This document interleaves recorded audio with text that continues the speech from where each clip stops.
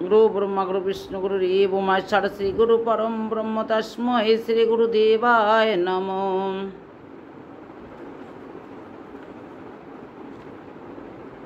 चतुर्दश अध्याय गुणत्रय विभाग योग। परं भूय प्रवक्ष्यामि ज्ञानं ज्ञानमुत्तमम् যযোগাত্তা মনুয় সর্বে পরং সিদ্ধিমত গতা। অনুবাদ।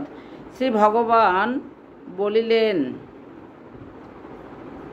হে অর্জুন, এইবার তোমাকে সর্বশ্রেষ্ঠ জ্ঞানের কথা বলিতেছি। আমি জগতের পিতা আর প্রকৃতি মাতা।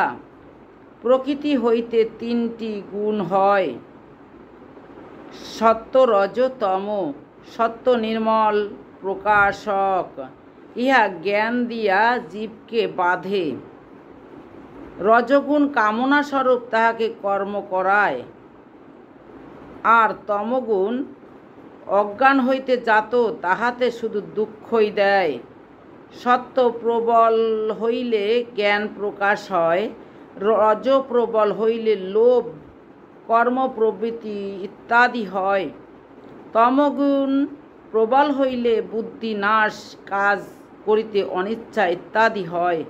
সত্য প্রবল থাকার সময়ে মরিলে উত্তম লোকে গতি হয়। রজ প্রবল থাকিলে মানুষের মৃত্যু হইলে, আর তম প্রবল থাকিলে মানুষের মৃত্যু হইলে পশু পক্ষীর মধ্যে জন্ম হয়।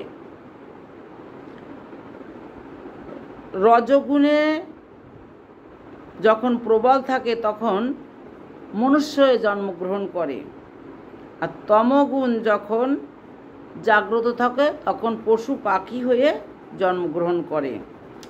সাত্ত্বিক ব্যক্তিরা যান স্বর্গে, রাজসিক ব্যক্তিরা থাকেন এই পৃথিবীতে আর জন্ম নেন, আর তামসিক ব্যক্তিরা থাকেন নরকে,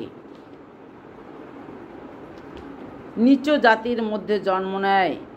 এই তিন গুণ কাটাইতে পারিলে প্রকৃতি শান্তি হয়। তিন গুণ কেটে গেলেই প্রকৃত শান্তি। অর্জুন জিজ্ঞাসা করিলেন, কি করিলে এই তিন গুণের হাত হইতে রক্ষা পাওয়া যায়? শ্রীকৃষ্ণ উত্তর দিলেন, যাহার কিছুর প্রিয় বা অপ্রিয় নাই, যাহার কিছু প্রিয় নাই অপ্রিয় নাই, সুখ নাই দুঃখ নাই, মান নাই অপমান নাই, সবই তার কাছে সমান। কোনো কাজেই যাহার আগ্রহ নাই, তিনি গুণের প্রভাব কাটাইতে পারেন।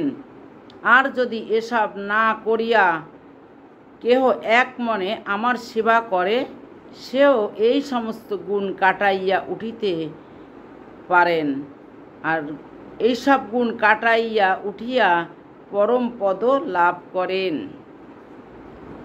গঙ্গা গীতা সাবিত্রী সীতা সত্তা পতিব্রতা ব্রহ্ম বলি ব্রহ্মবেদাত্রী সন্ধ্যা মুক্তি গেহিনী অধমাটা চিদানন্দ ভাবগ্নি ভ্রান্ত নাশ নিবেদত্রী পরানন্দ তথাত্ম জ্ঞান মঞ্জুরি। জয় শ্রী রাধে।